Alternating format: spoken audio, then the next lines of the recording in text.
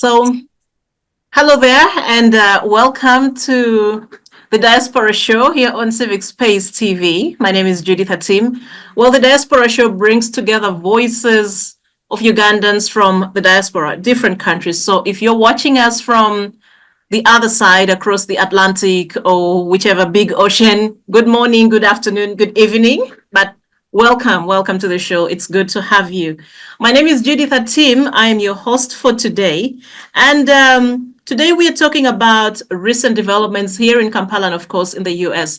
First is the comments by the Speaker of Parliament, Anita on Thursday, during the debate on the coffee bill, in which she reportedly made some statements that have not sat well with a section of Ugandans, tribal statements to be particular, but also we shall look at the response that has come in from Parliament. Then later we shall be talking about the US elections and looking at the polls and just trying to make sense and analyze what the future holds in the next couple of weeks for what the future looks like for the US and generally for the world. Thank you very much. Let me now take this opportunity to welcome my guests. First of all, I'll start with you, Miriam Kyomugasho. Good morning, Miriam. I know it's morning there. It's yes. Here. Yes. Good morning, Judith. Good morning, panelists and viewers. My name is Miriam Kyomugasho. Nice to be here today. Thank you. Thank you very much. And Joseph, I know you want me to talk to you, but I'm going to talk to you last because you and I are here in Uganda, same time zone. So I'll come to you later. Let me first introduce our other guests. Francis Kamuhanda. Francis, good afternoon and welcome to the show. Good afternoon, everyone. It's always exciting being on this show and getting first-hand information from people who are on ground in Uganda. It is exciting and I look forward to a fruitful interaction. Thank you very much. Let me also hear from Joseph Kamugisha. Good afternoon, Joseph, and welcome to the Diaspora Show. Joseph, okay, if we can't hear from Joseph, let me move on to the next Joseph. Joseph Ochieno, my very good friend. Good afternoon, Joseph. You're here in Uganda. We're at home, so you'll be last. How are you? Can you hear me now? Yeah, sure. You're clear. Yeah, I'm well. I am just a little frustrated by the on-the-ground technologies. Once in a while, we want to give good news to our friends and brethren and see stress abroad, but not so much. I have been, for the last nearly 30 minutes, trying to sort out technology. But turns out it was actually internet that delayed me, and so I'm so sorry. But it was a delight being here. We're glad. My other friends, Miriam and others. At some stage, I was nearly going to think that, well, is there some kind of devilish act that does not want me to see Miriam and my other Josephs? we come against it in the name of Amen. Joseph, you are such a pessimist all the time. Try to look once in a while, look at the glasses half full. Or doesn't that work for you? You know, I've been actually declared the number one optimist for UPC and the number one optimist for Uganda. I genuinely, completely believe that this country is possible. The fact that I always declare the negatives does not mean that I don't look at it as a glass half full. In fact, I am always publicly telling Ugandans that we deserve more than a full glass. Has Judith been a victim of technology? Hi, Judith. I just want to I can hear you guys. I don't know what's really happening. We can't hear you. I think something is going on in Kampala. No, this is the heart of regional sabotage. So there you go. But anyway, we're optimists. You can repeat what you said. We didn't hear you. Me? No, I mean Judith. Yeah, sure, yeah. Yeah, can you introduce yourself as our host is adjusting speak? I think something is. I'm so sorry. My name is Judith Kamugisha. I'm based in Dallas, Texas. Yes. I'm a very good fan of Miss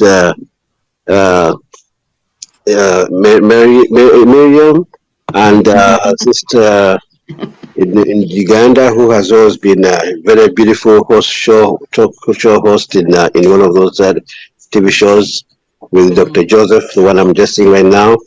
It's my first time being on this podium, and I'm glad to be here. Thank you. Thank you, Joseph. Thank you. We're excited to have you. And I hope we shall be having you many times going forward and drinking from your cup of wisdom at the same time. Thank you for making time. Thank you. Yes. So I think we can now proceed. Sorry, my network just dropped, but I could hear everything you were saying for some reason, and you couldn't hear me back. But I just hope it's not going to happen again. Nonetheless, regardless, we shall still have to move with the show. So I was saying, before we go into our focus, which is the contentious National Coffee Amendment Bill, and of course, why it's causing such a buzz, especially in light of statements reportedly made by the Speaker on Thursday.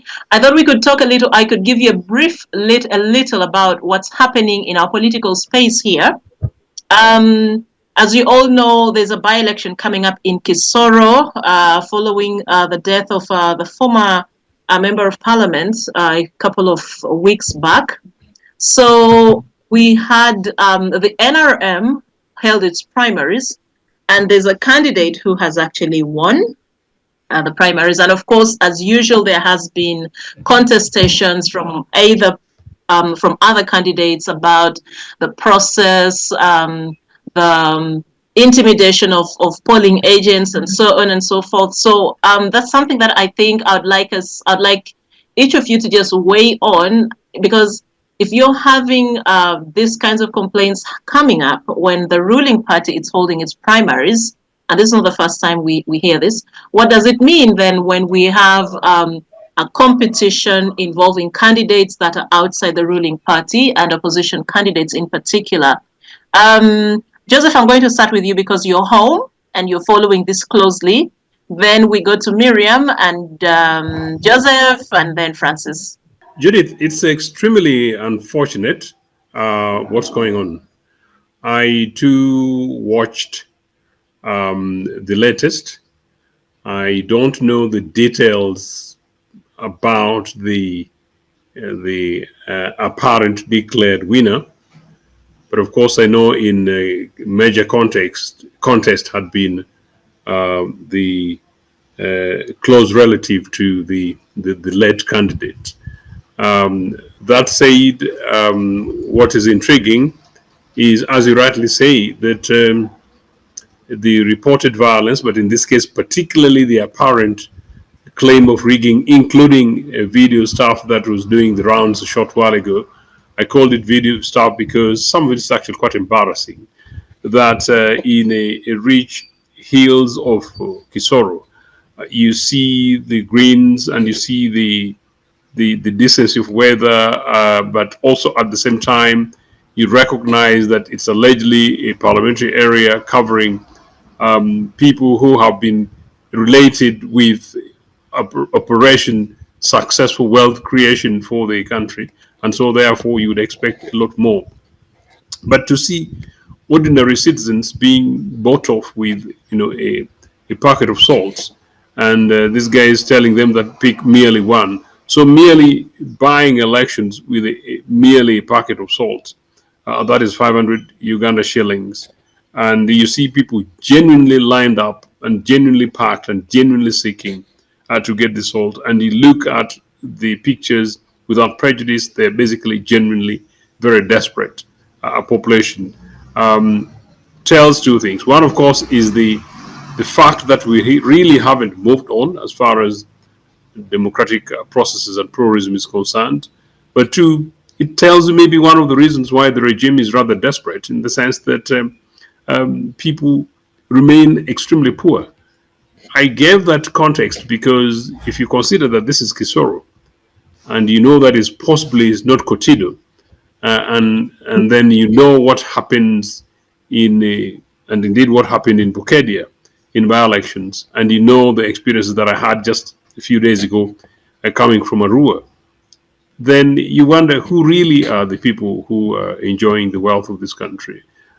Just tells you that it's a handful of people and people just being taken for a ride.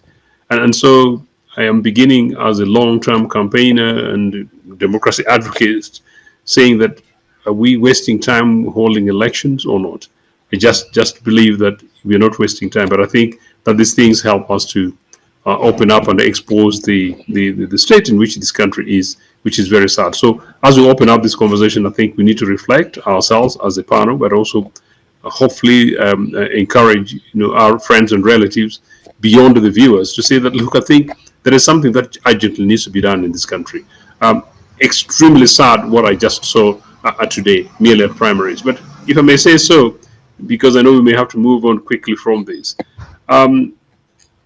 During the mess that took place in Bukedia by-elections, it was basically the madness of the primaries in Bukedia, the NRA primaries, that caused a wake-up by different political parties, and the subsequent by-election that took place was Oyam by-elections in Lango, where a UPC candidate won.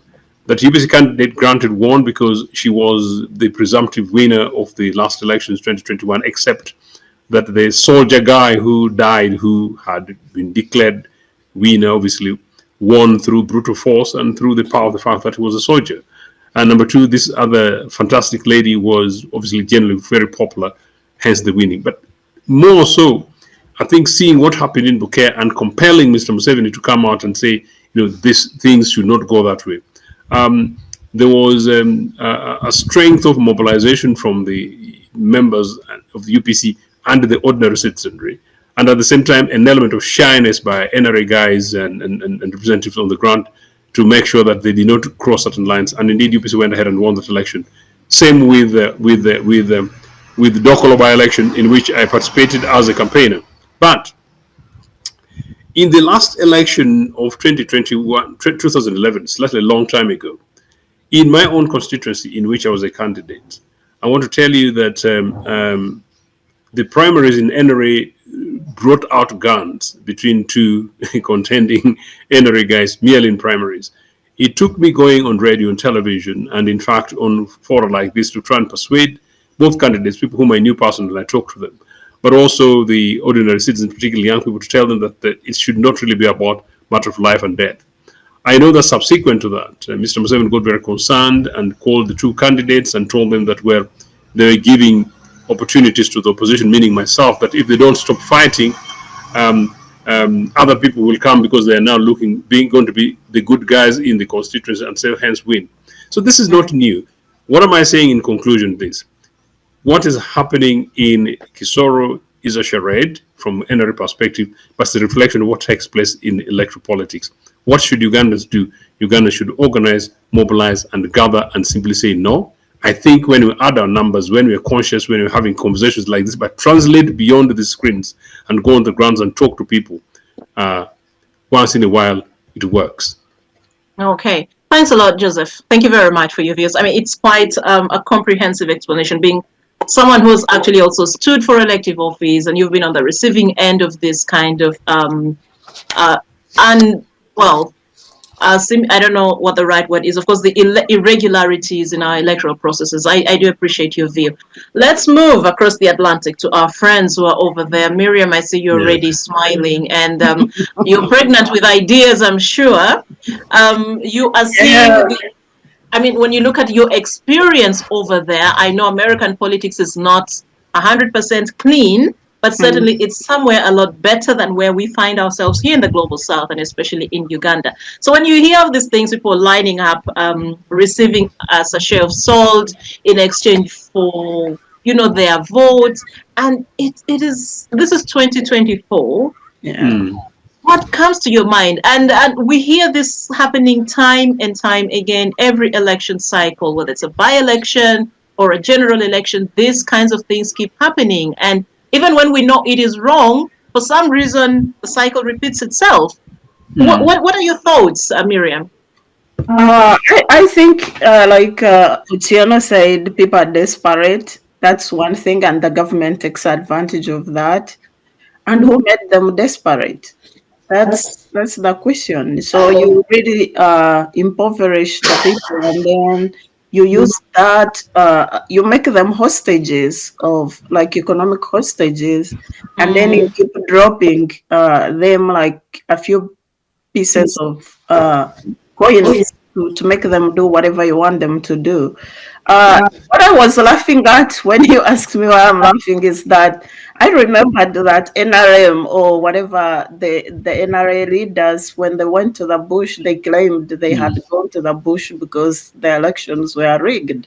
That's basically what they claim took them to the bush to violate the existing government, which was UPC-led government, commit treason and put themselves in power using the gun to correct that error, but the same error which they are doing, and that it's that hypocrisy which I was laughing about. And over we've seen, and what is very sad is not only the way they are using government resources to buy the elections and rig, but also the way they put in the security, the whole violent machinery of the state to force themselves into power, basically. So ever since then, 40 years now, NRM has been entrenching itself in power using the gun, and they have not stopped. It's either the money or the gun, but you can the people don't have a choice. It's even if you vote, they're gonna rig it. Even if you don't vote, they're gonna coerce you with money, or they're gonna use the guns, or they're gonna rig physically through the ballot. So either way, you are doomed, and it's about them. Of course, we can't compare with what is happening in USA right now. It's elections for the president, but you don't even see any government official. Not to talk about the security forces. Nobody would dream about buying a vote or using the security to intimidate people to vote for them. And the people don't have tear gas vans stationed on the streets. No, nothing really. It would be a shock to see. Even, by the way, even the security people, the security personnel people are independent of the politicians. Like they themselves can say, no, we can't do this for you. And I think we saw some of that when in 2021 when President Donald Trump, by that time he was the sitting president, tried to intervene after elections and claim his election was rigged by his supporters, not him. I can say him. The things are still in court, but his supporters apparently tried to invade the Capitol Hill to influence the result. But it was in vain. But even that was unheard of, and it was a shock to everybody. But the people who intervened, the people who invaded the capital, were not security operatives. It was individuals. In America, people hold guns and all that. The army veterans, most of the people, civilians are the ones who invaded, not like the police or the army from the government. So the president doesn't even have, I'm sure they don't even have power to command the state army, the government army, or the police to intervene in any electoral processes. And we still have a long way to go. When you say these things here, you dream. I wish we can even have half of this in my country. I wish maybe our leaders could come in and pick a leaf from whatever is going on. You see, democracy is all about voting. That's when the people, the people who we say in the Constitution that power belongs to the people, but that power is can be administered, can be operated through the vote. And if you don't allow people to vote, or if you interfere in that voting process, you are disenfranchising the population. And that means you are imposing leaders on the people. And it's not only the leaders, but even the policy, because they are not only voting individuals, but they are voting your manifesto, they are voting your policies and whatever you have presented on your political platform to do for the people. So We still have a long way to go, and it's a shame that even after 40 years, NRM cannot organize a peaceful and transparent election. Well, it's quite a sad reality that we continue to live with, but definitely we do hope that this gets better and there's some kind of sanity and sobriety that's restored in our politics. Mr. Joseph Kamugisha, I'd like to hear from you, your thoughts about what's happening when you hear that people are lining up to get salt and give their votes. And then you hear candidates coming up and saying, oh, you know, I am contesting the results because the process wasn't fair. There was a lot of intimidation and so on. What do you actually think about such things? Thank you, Madam Moderator. This is it's quite unfortunate. It's very pathetic. It's a sign of backwardness, really, because one would have thought that in this time and age, where the ruling party has been pushing democracy and progress and all kind of stuff, you would think they would be doing better than this. Unfortunately, not so, as you can evidently tell. So back in the days when politics was still premature, those are the kind of practices they used to do. Lining up people, the poor wananchi, making them line up for sugar and salt and soap and all kinds of freebies. But seeing what's going on right now, it shows a side of desperation. It shows a sign of political emptiness and a sign of immaturity, really. So bottom line is, it's very, very sad. Unfortunately, that's what I can say. Thank you. Thanks a lot, Joseph. I like how you drawing this, taking us back to history, back maybe in the 80s or beyond, and how the situation was. And when you look at what's happening then, basically, like Miriam was saying, the very ills that the establishments claimed that it was fighting against are the very same things that it is doing right now. So basically, same old script, different actors, and we are in this whole mess as the citizens without a way out. Francis, Kamuhanda, I don't know if I could hear from you. Yes, Judith, Joseph. before Francis comes in, as I understand it, I think Francis is actually not talking about administrations before NRM. Francis is talking about the early part of NRM when there was lining up. Because actually, if we seek to draw comparisons, and I don't want us to go back into that, quite clearly, the only administrations that were democratic or governments that were formed after elections were Obote 1 and Obote 2. And nothing like this ever happened. And I think the things which have been doing the rounds recently about election results of 1980, it was extraordinary. These guys have been in power for the last 40 years. They've not been able to prove that elections had been rigged. I'm emphasizing that one to just clarify, I think, in the context of what Joseph said, where it started, meaning therefore that from about 1986, you could start with maybe lining up people, even at the time of the ban on political parties. But you'd say that, well, you progress after 10 years, you're better in the 90s, better in the year 2000, better now. But by 2024, we should be looking at better and learning more and saying that maybe even if we did some terrible things in the year 2020, 2010, 1990, we've learned lessons and we're moving forward. But when it comes to question of comparison with other political parties, there's no comparison, really. So it's very, very sad. Okay. Thank you very much, Joseph, for the clarity. Francis, I think I can give you the microphone now. Just give us your thoughts quickly on this issue, and then we move to the other topic for today. Thank you, Judith, for giving me this opportunity. And the topic at hand, one, I'm not surprised that's what NRM is. And in particular, that's where M7 wants people, where everyone is reduced to a pauper. And we have all seen that he has been doing this at different levels.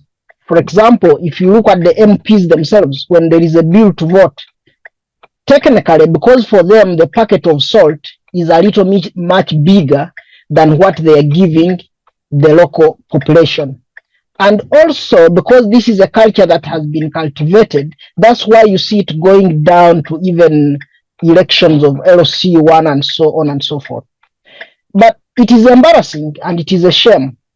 All this is just because of the collapse of the institution of government, because the Electoral Commission itself cannot come out and pronounce itself that, okay, this is a bad act, this is punishable, or if somebody has done this, then we are not going ahead with this. It is shaming when it comes to some of us at an international level, even locally, nationally, to hear something is taking place. But it is not surprising, because that's what the NRM government has always done since time immemorial, to ensure that it reduces people to paupers, and then you depend on them. And then to a greater extent, you find that almost the population has lost its civic responsibility. They cannot think for themselves, and therefore they have been defranchised, because their vote would mean more than a packet of salt. But then we have been reduced to that. And that's why you find that it becomes a little bit challenging to say, okay, where do we begin from? Even when some of us labor to go to the villages, to go to the local population, and then try to engage them, tell them this is not worth it. But because of the strategy that the NRM used to ensure that most people are poor and then they are able to control them, so it becomes very hard even to uproot that vice from our communities, from our local people. But we are saying this will not be long-lived. We will continue coming out, speaking against it, and ensuring that we enlighten the population as much as possible on the dangers of such acts. But otherwise, it is embarrassing, and it does not show any sense of political hygiene or any sense of development in as far as democracy is concerned. Thank you. Well, thanks a lot. Thank you very much, Francis, and thank you to all of you for your submissions and your insights on that, and basically shedding light on the state of our politics and the mess that we find ourselves in. Now, I want us to now move to our conversation for today, which is the speaker's comments about which have actually sparked some tribal sentiments, especially by the Baganda and generally the wider Ugandan community. So on Thursday, Parliament was debating the National Coffee Amendment Bill 2024, which basically seeks to dissolve the Uganda Coffee Development Authority and merge it with the Ministry of Agriculture. And definitely there was quite a spirited fight in Parliament by those who were against this proposal, and those who were actually saying, look, this is the right move for us to actually merge this agencies so that, you know, we cut costs and so on. I mean, all the reasons that we've given for the rationalization of agencies. But of course, there's that video that has been circulating online about what the speaker was saying at that time, which I think was, her microphone was still on when she was talking, and it was captured. So briefly, what I hear, I've had different videos, and some don't end before it gets to a certain point. So the first one, she's asking the government chief whip, Hamson Obua, do we have the numbers? And then he says yes, and then the conversation goes on, and she says, okay, he asks her, is there anything else you'd like us to do? And she says, mobilize people and so on.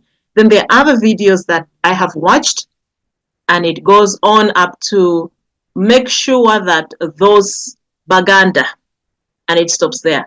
Then now there are others that we now see the conversation saying, people now coming up and saying, look, the speaker was actually saying, make sure that those Baganda don't get the numbers. Just 8 words that have polarized Ugandans, that have caused a lot of pain especially to the Baganda.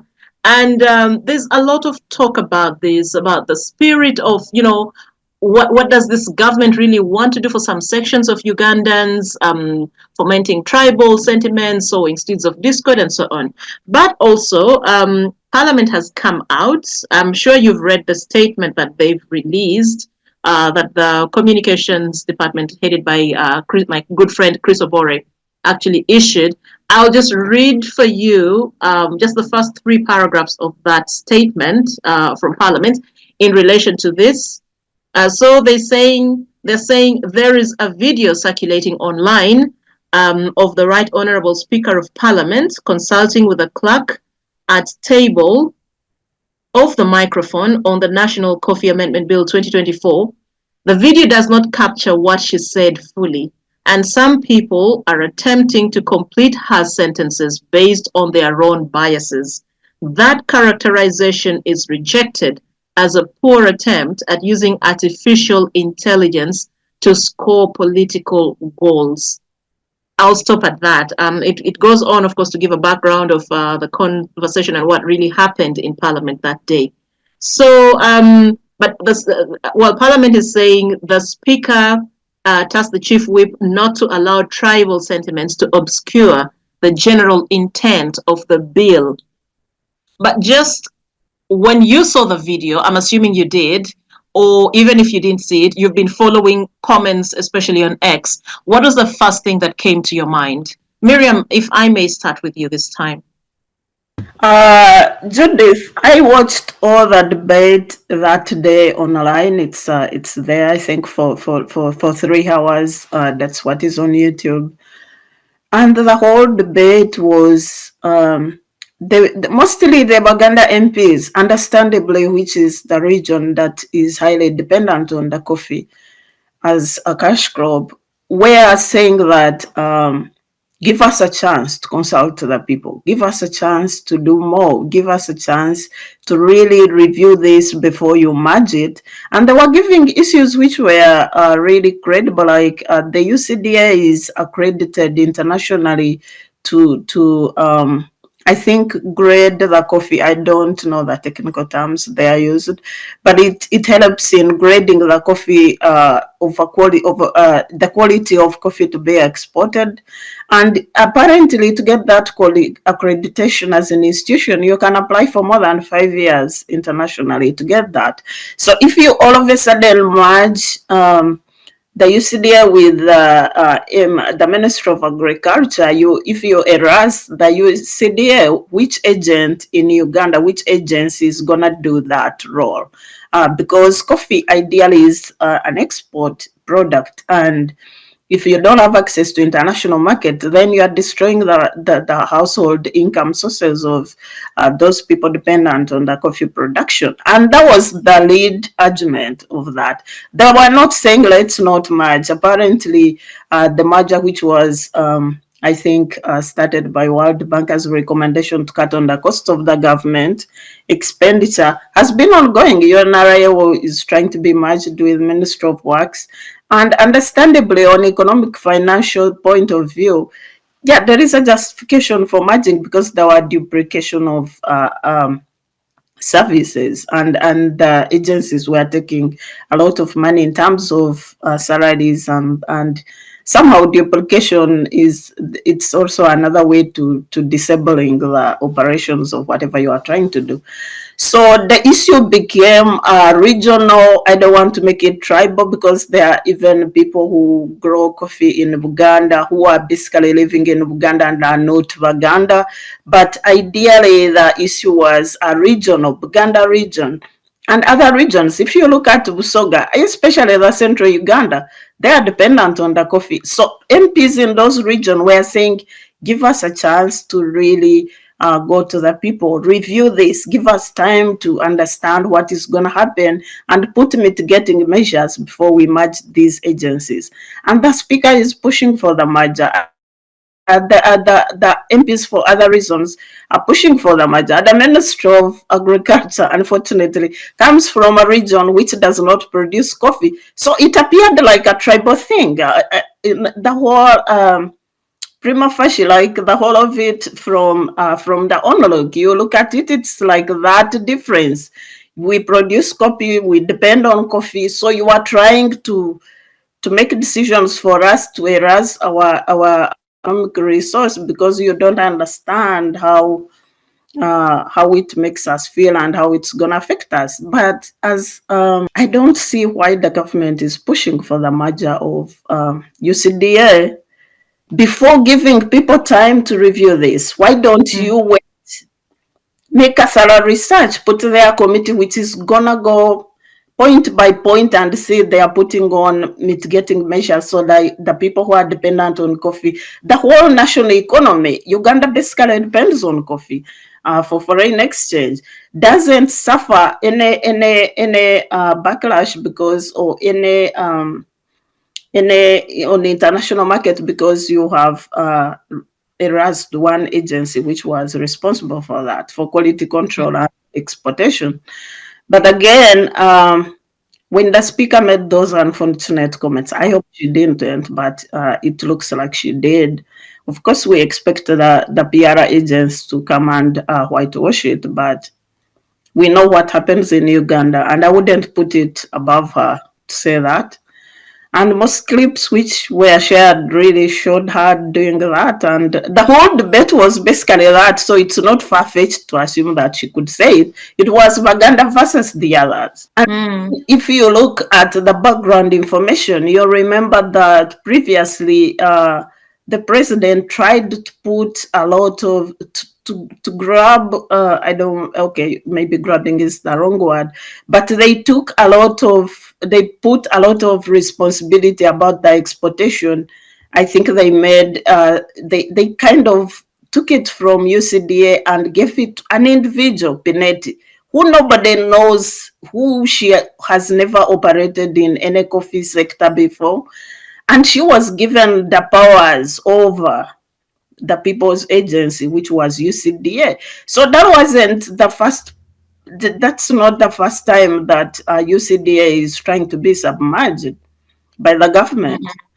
So if you really look at the political sentiments, if you see what has been going on, especially with the upcoming of Chagulanyi as a political candidate, if you follow NRM politics, which are tribal to a large extent, I mean, if you add on this, you could see the undercurrents, the political undercurrents that would go through in the bill. Yeah, the bill is there, but is it used as an excuse to politically frustrate the central region, which is highly dependent on the coffee sector for finance, for sustenance, in order to manipulate the politics in the coming elections? Thank you. Thanks a lot, Miriam. That's quite a critical viewpoint and a critical way to look into this issue, looking at it from the broader implications of, it's not just the policy. I mean, even the law, we know, can actually be manipulated or weaponized to drive an agenda that suits a certain group of people. And really, we've seen that happen severally in Uganda.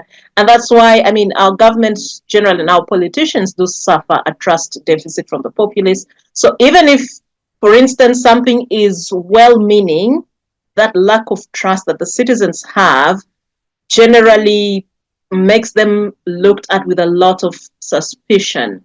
Thank you. Joseph Ochieno, I also want to hear your critical thoughts and insights into this development.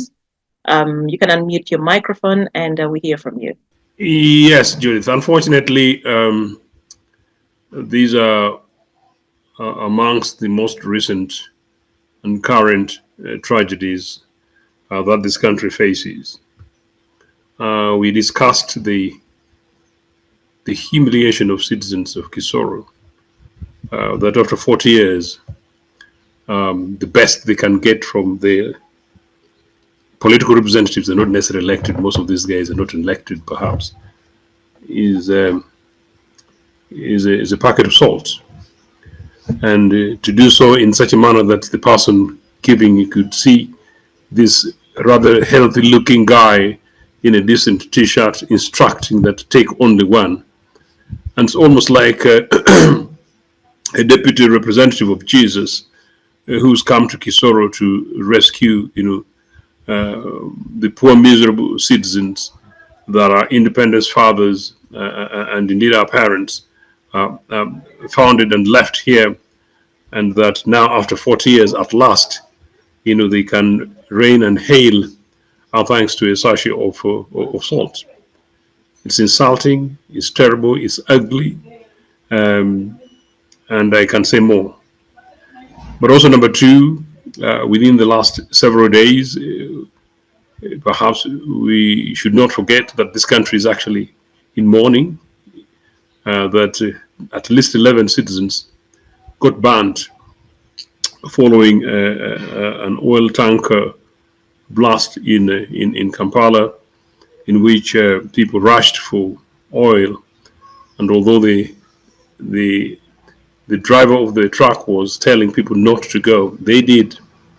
I suggested to a media house this morning that those people are not to blame. These guys are so desperate, and that if you don't know where the next meal is going to come from, and you think you can get away with a liter or two of fuel from a tanker, that is possibly the best of your lottery for the year.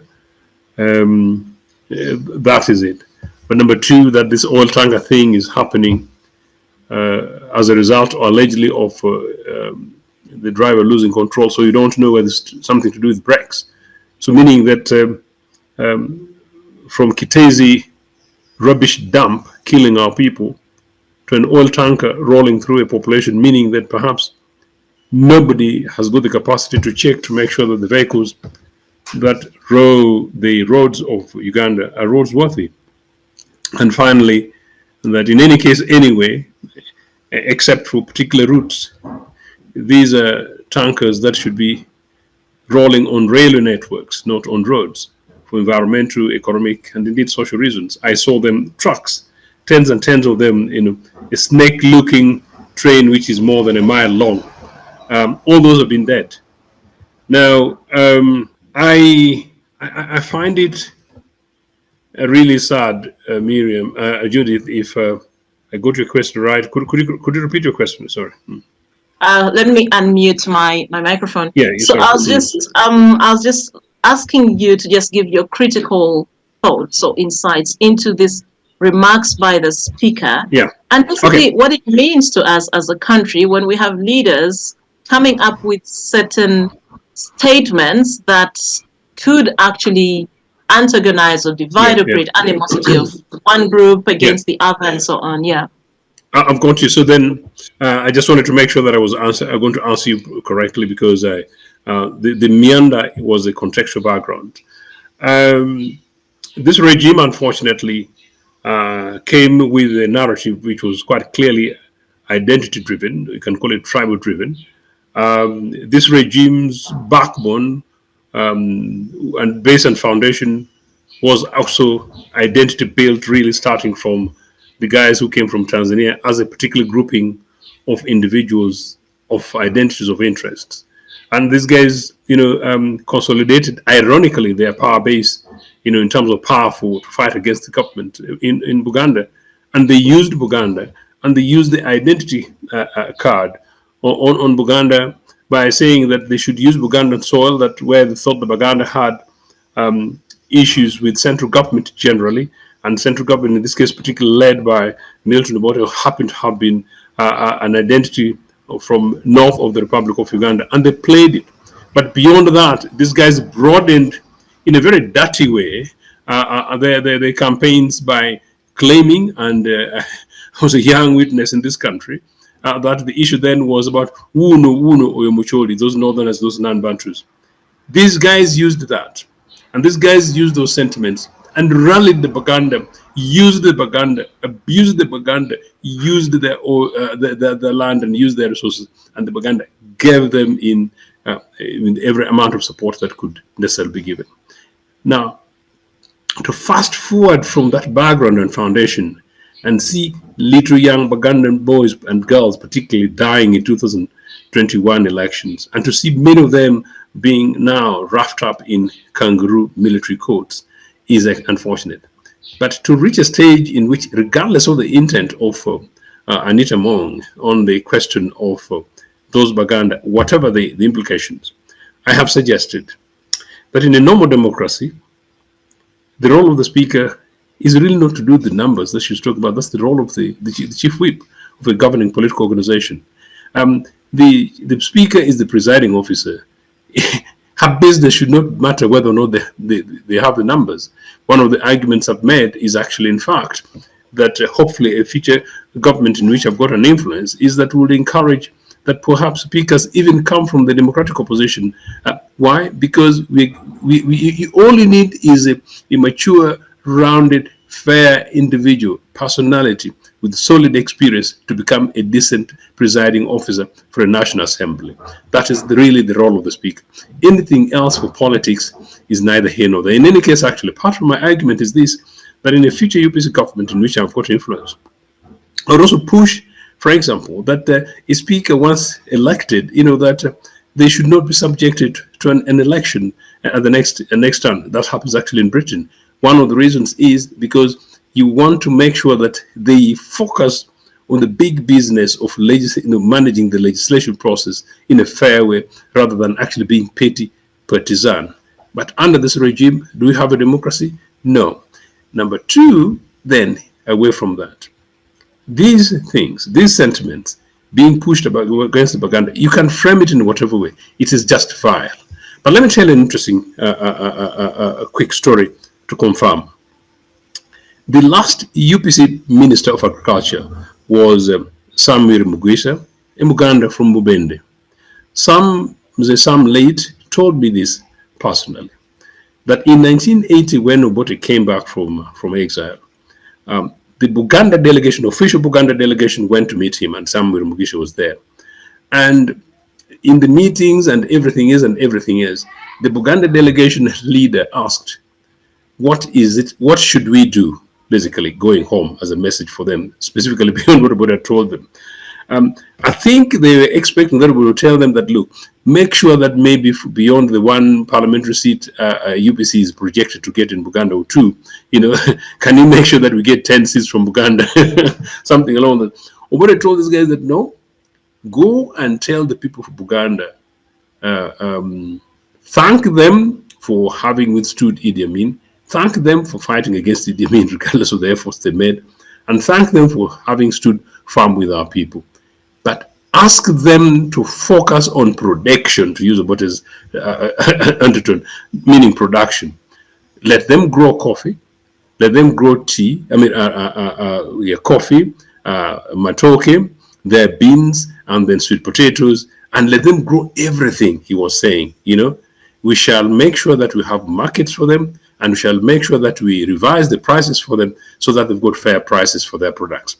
Now, this is somebody Mugisa telling me, and they said when they got out, the delegation was massively surprised, but massively impressed at the same time. That here was a president telling them about their welfares and how they could work around turning around their economic welfare. And that a government that would come in would have said, well, if we win the elections, we would make sure that we provide for you from that perspective. If you look as a contradiction beyond that, part of what has been argued about the coffee thing, beyond Pineti, and by the way, this coffee thing is Pineti anyway, this is Museveni and his Pineti girl in the background, there's nothing else. But against that, side by side with that, is this business of impoverishing Ugandans. So like Miriam said, it's not only Buganda, it's also Bugisu. The stories that have been subjected that Bugisu have been subjected to, including the likes of the Ndalama Pabis, the power of the cooperatives, the power of Ugandans producing in the production and creating wealth, the power of poverty, that you see in Kisoro. It is a deliberate ploy.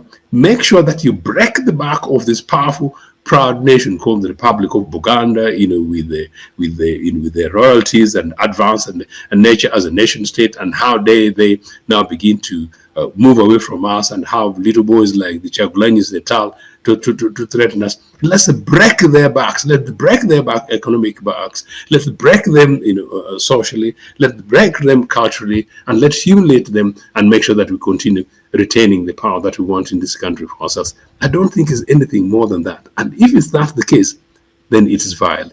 In any case, I think the conversation should not be about Anita. The conversation should be about Anita's boss, who is Mr. Museveni, who is the head of this government. If it is true that this is what Anita said, and it seems to be the case that Anita said, should Anita be resigning? Or should the Baganda, and I'm not inciting them, be saying that, well, they've lost confidence in this regime? Thank you very much, Joseph. Francis, I don't know if I still have you. Generally, what do you make? What sense do you make of this development? And generally, what do you think it means for us as a country made of a country of such diverse people in terms of tribe and ethnicity and so on? If I could hear from you, please. Oh, thank you, Judith. You know, for time immemorial, NRM was handed, so the divide and rule script has never stopped. That has scattered all Ugandans, continue to divide them along tribal sentiments. That one is a script of NRM. And then, like, if you look at that tribalism, it comes with political gerrymandering. It is always reflected, so that when they come even to create a misnomer, that when they vote in parliament on an issue, then you will say it was voted on floor of parliament and the majority took it, and yet the majority they are talking of is as a result of political gerrymandering that is tribal based. So to me, that's where I begin from, and then Anita Among, who is supposed by constitution to be a neutral person, it's not a surprise. This recently was from FDC, and then his boat comes. We don't know the reason why he was bought to come to NRM. That could be part of the game he was supposed to come and play. So it is not a surprise that he's dancing on the tunes of whoever bought her to come and play that role. But now, when it comes to the coffee bill, like as I said, that the script of the NRM is aware, even when they are talking of PDM and so on, they are the less patriotic people I have seen on planet Earth, that don't wish well for us as Ugandans, and ensuring that they touch every livelihood of Ugandans is not by surprise. It is just a game plan. So, to me, instead of ensuring that, do we have, for example, the farmers organizing themselves and their structure would go on growing, and then they say, okay, let's merge it with the ministry. It wouldn't be bad if the ministries or institutions of government were functioning, but they don't function. So to me, that's where I find the problem. And then number two, everything, because of one man's interest, is rushed as if it is a die or do. What is it that it can't wait and it is given thorough debate? Because if this is the backbone of Uganda, depends on agriculture. So that we know that everything that, if there is no dubious deal, look at the money for Museveni and his henchmen, amass as much wealth as they can, or rob the population, or rob us Ugandans.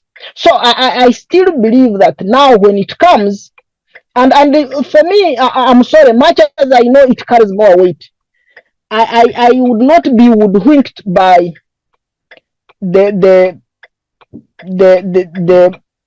words of the speaker, because I'm not surprised. That's what the script of the NRM is. We should be debating more of what is the intention of this bill that they are bringing. Because for the tribal division and so on, that one, we know it's the script of NRM. But now what we should fight for is even the smallest that we had, where we are driving a livelihood, where we believe that if this thrives, it will benefit most people in Uganda, and most especially the farmer. Because for me, when I was like, okay, if agencies, an agency for coffee, will it give a fair price to the farmer, even when we have added value on coffee and then we're exporting it? So it is a bill that we need all of us to scrutinize and defend. I'm defending, of course, or to see how should things work. Why can't we be given an opportunity as Ugandans? Why can't we be given an opportunity as farmers to discuss what pertains us and how best we think it can serve our interests, at the same time serving Uganda. That's where I'm looking at. I'm looking at it from this angle. But when now, like again, in as far as the functioning of the country is concerned and governing it, and in as far as the mindset that and ideology that the NRM government has created in our people, that instead of people looking at or holding government accountable for what they are supposed to provide as services, we look at it as a privilege. We look at it as a handout, and we can't question what they have given us is what we should be thanking God for and thanking them in particular. So I think the status quo has to change, but the only way how it has to change is when the NRM is not in power. That is the only solution that we have. Yes, we will keep talking and talking. I know at some point, masses who can hear and understand our point of view, they will wake up and then know we are being headed to doom, or we are smartly dressed heading nowhere. Thank you. Thank you. Thank you so much, Francis. That's actually a very interesting way to look at things. And I saw Miriam and Joseph actually laughing and smiling when you were actually sharing your thoughts with us. Much appreciation to you. Joseph Kamugisha, could we hear from you? Basically, what do you make of these kinds of sentiments or statements coming from leaders who are supposed to be non-partisan? But later, when we finish this conversation, I also want us to broadly look at, as a country or as a society, how do we get away from the us versus them mindset that characterizes much of our politics? I think that's a conversation that is timely. Because there's always that. It is us versus them, one tribe versus the other, one religion versus the other. It is this political party versus the other, and it's actually not very healthy politics for us as a country. It's quite regressive. Joseph, let me hear from you, then we'll come back and actually talk about what I'm just highlighting.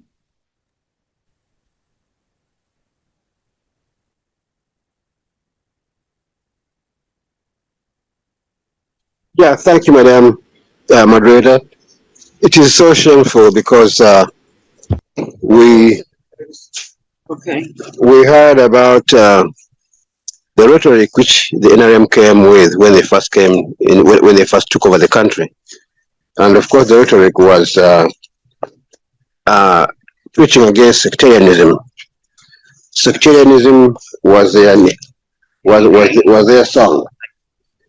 They came preaching that, and they convinced the country that they were here to fight sectarianism and that they were there to bring order in the country.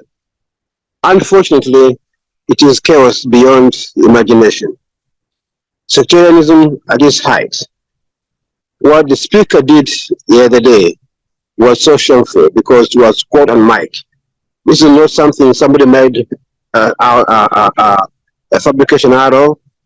It is something that was clearly caught on audio, and there's no way they can go around this.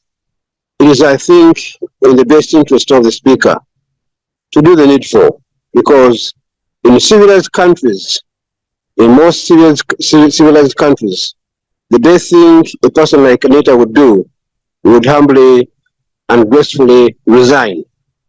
Unfortunately, she was placed in that seat purposely to execute the orders of the top henchman, and therefore, whatever she does, whatever she says, is protected by the man himself. So it is shameful because we are going through this, and the best thing, the people affected who are the Baganda in this particular case will have to stand out and do what is right. And I'm sure they are planning on something, whether demonstrate in Parliament or make a statement that is befitting their cause. But the truth is, it's despicable, it's shameful, and highly regrettable. Thank you. Thanks a lot, Joseph. So, like I said, how do we rise above the politics or mindset of us versus them? because it's clearly not getting us anywhere as a country. Instead, it's just setting us back. And yet, when you look, why can't we celebrate our diversity? Why can't we celebrate what each group contributes to the well-being and the progress of this country? Because essentially, the things that should bring us together, or the things that bring us together, are definitely greater, stronger, and bigger than the little things that actually tend to want to separate us as a people. Can I start with you again, Miriam?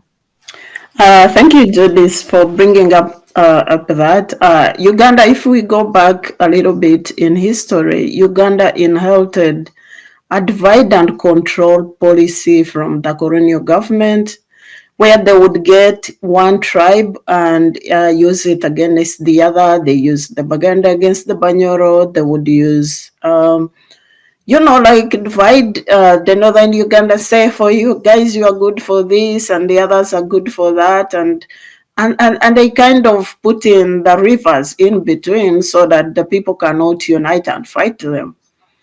For them, it was an opportunistic government because they are colonialists, they are exploiters, and that's understandably so.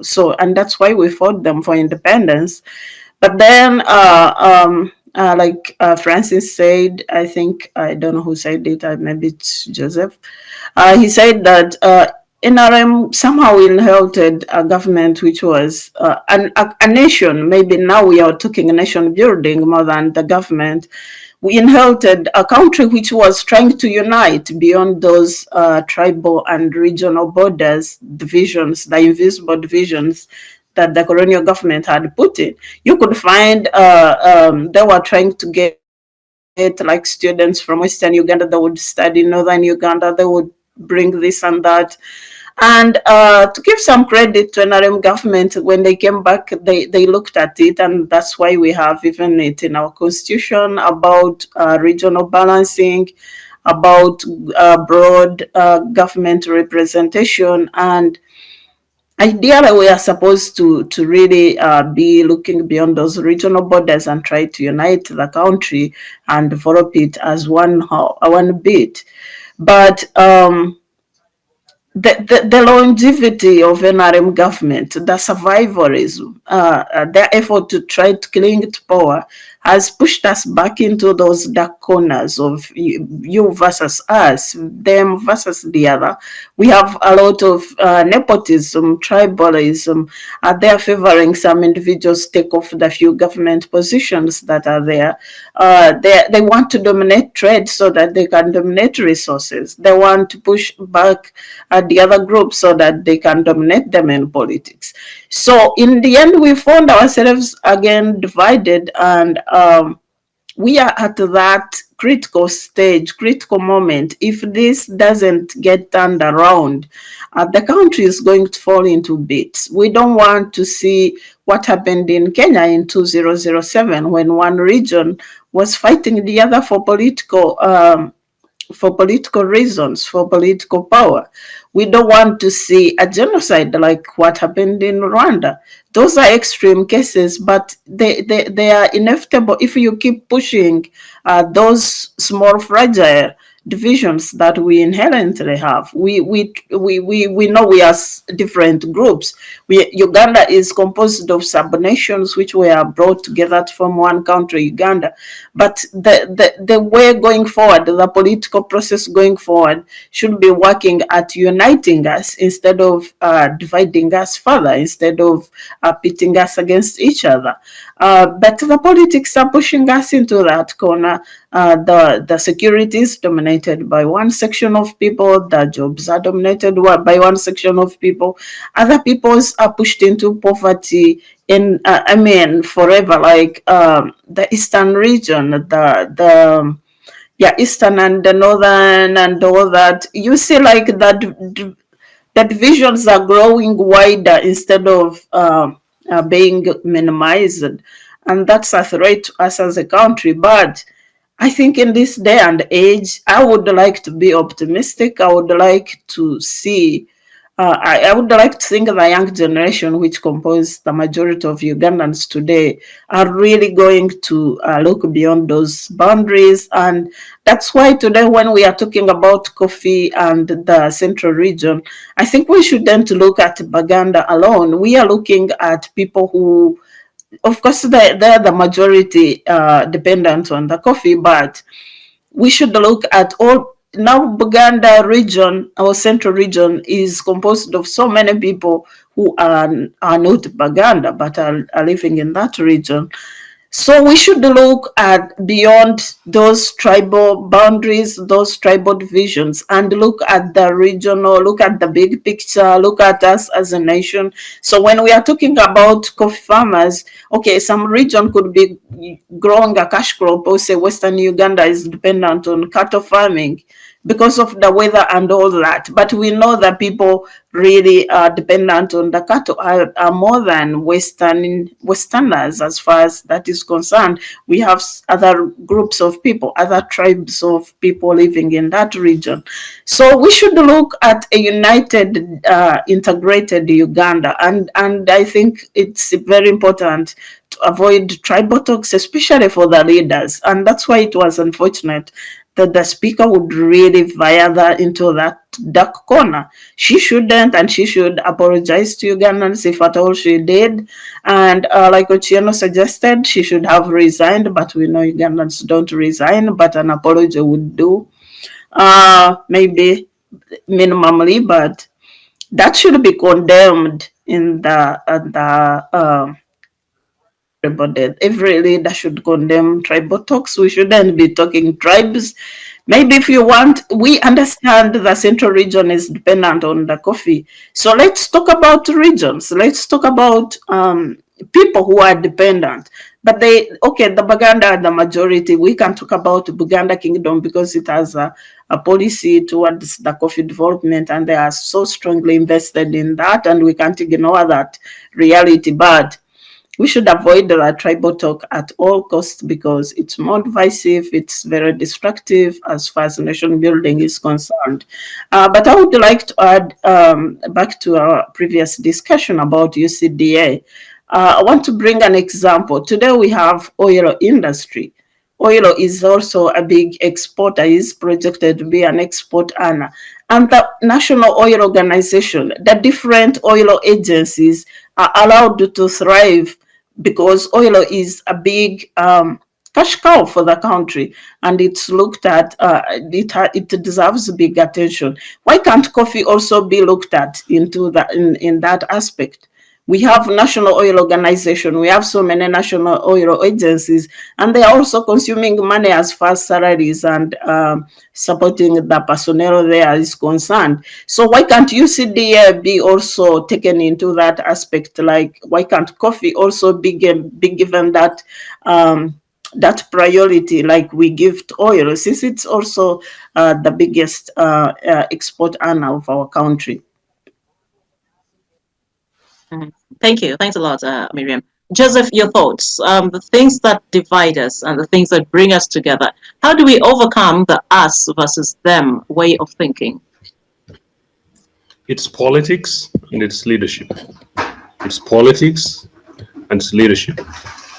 And whereas it's true that the colonialists divided us like sweets in this country and divided us like sweets as a continent and as a peoples, when we sought to deliberately liberate ourselves by beginning the fight and campaigns for our independence, we took the view that there was more that brought us together than divided us. And that's why in our country, the fight for independence was a national project simply only led by political leaders, but all communities in this country got involved in that. Only that towards independence we saw where, understandably, you'd see possibly Uganda having particular emphasis, Bunyoro having particular emphasis, perhaps the Republican parts of Uganda, maybe the sub-regions like Langa-Choli, West Nile, having particular emphasis, and that is a democracy. I can also say that These usually should be things which are guided through political values and ideology. And so that is normal. At independence, the independence government deliberately went out to seek to unite this country in diversity around a common identity. And that's why some of the things that my colleagues were talking about, whether it's education policies, health policies, infrastructure, agriculture, investments in this country were not done on the basis of where the government of the day had the biggest support, but was purely based on national economic and social strategy based on the needs of the people. So hospitals were spread across the country, educational institutions were spread across the country, and quite right, like my colleagues were saying, that I'm outside in the balcony, so there will be some insight. So you saw young people from the north and east going to Chigezi College, Botobero, and in fact, that was a UPC built school. You saw many of them going to Moroto High School, and that was UPC built school. You saw many of them going to Teso College at Lloyd, including where the famous Professor Donia Tiborondo was head teacher, and you can go on and on. These are national institutions. Politically also, the government was overthrown, and there was a proposal to have elections that would then called 3+1, meaning that if Miriam stood in Bushenyi Central, she would have to win, she would have to campaign in all the other 4 different regions with others, and whoever the candidate gets the majority, I don't know what the mathematics, something along those lines. In others, nationalizing the debate and nationalizing polity and nationalizing citizens that we're now going to be building this country forward. The biographer of Milton Obote, the late Professor Ingham, told me once upon a time that in 1963 or 64, thereabout, when Buganda was having this debate about the referendum and other identities were still struggling with remainstreaming themselves as a nation, Obote told him that, Ken, I think he was making some suggestions, you guys will go back to England, but for us, we shall remain here. So meaning, therefore, we'll have to learn to live with each other. Our independence leaders, that's within the first 2 years of independence, were looking at it from that perspective. If you see, notwithstanding the challenges we had, particularly with the question of kingdoms, particularly in 1967 or thereabouts, 6667, notwithstanding that, NRA found a thoroughly and completely united country. Uganda was generally broadly united in economic terms, in social terms, and I think even in identity terms, to the extent, therefore, that as of 1980, minus Wuno or Anyanya, meaning sort of a mean identity, which was sort of much more political, generally were united as one country. But part of that was also that you'd go and count a permanent secretary who's a Lugwara, you'd count a permanent secretary who's a Muteso, and you'll find a permanent secretary who's a Muchiga, and you'll find a couple who are Baganda. That died long time ago. Until very recently, of the only generals that existed, 75% were from one family. And of the only generals that existed, I think about 80% were from allegedly one village, something along those lines. So we can go on and on this. Look, this is politics, it's deliberate politics, and it has been done and conducted by NRA. But you guys, it does not need to be like this. The question of political parties, I think, which some people talked about earlier. No, political parties have got a right to play them versus us. The them versus us is a conversation of, we believe in higher taxation, we believe in investment in education, they don't. And that sort of, you compete. So from that perspective, it will be okay. Anything beyond that, when you win elections, you take on the charge and the business of governing for everybody in the country. That is at a national level as president. That's as a national level as a member of parliament. That is at a regional level as leaders of councils, LC5s, and so are and should be local councillors. That's what politics should be, is generally all about. What has happened when you look at the coffee development issue as discussed? Granted, I was one of those people who were critics for the, if you like, the breaking up of these organizations. We knew they were broken up because Museveni wanted to use them as agencies for patronage. In any case, Again, samples done will show you that of maybe of the 20 agencies that had been broken up, maybe 80% of them had people from the same sub-county without prejudice. So these were the things. So we knew this was a patronage thing. But we're saying that if you did it and you got it wrong, does not mean that in terms of mainstreaming, you should get it wrong again. Now, number one. Number two, if we objected that please leave, in this case, UNRWA under Minister of Transport, and then you bring it as UNRWA and it's independent and it's working, why break it again? Okay, you sold our Uganda commercial banks and gave the money to Stanbic, and now Stanbic are multi-billionaires eating our money. One, do we now ask as Ugandan citizens that we should land all these people, whip them and take them to Luzira, the people who sold our Uganda commercial bank, take them to Luzira, and then go ahead and march and claim Crescent Towers, which is our main building, first of all, and then claim Stanbic properties across the country? No, we're saying no. You have to move it. So one which is working, you leave it. Well, those which are not working, you review. And in any case, when we say that, well, there's a particular one which is possibly not working and we want to review it, what is it with Coffee Development Authority, today, which these guys did not see 5 years ago, which they did not see 10 years ago? I want to conclude this. I read Milton Obote's as a Prime Minister's speech for independence in 1963. In the independence speech, 1963, 3 years into independence, you see that the number of cooperatives for coffee and cotton had more than trebled. You see that the number of Africans who had now been constructively engaged in the economy of the country had moved from 12%, to 35% in terms of ownership, economic ownership. Recently, there's this debate that the Asians control 60% of our economy, which means that if that is true, maybe all of you guys need to leave the studios and go and strike, begin to demonstrate, seeking to reclaim your country. It is that serious. Now, in there, you see emphasis on incentives for agriculturists, incentives for farmers, incentives and things that government had put in terms of livestock, the deliberate programs for agriculture. You see, a systematic organizing over merely 3-year period. Out of that, the impressive statistics that came was that the independence government had a projection that in over a 10-year period, 5-year period, one term, the economy was expected to grow in terms of GDP by 25%.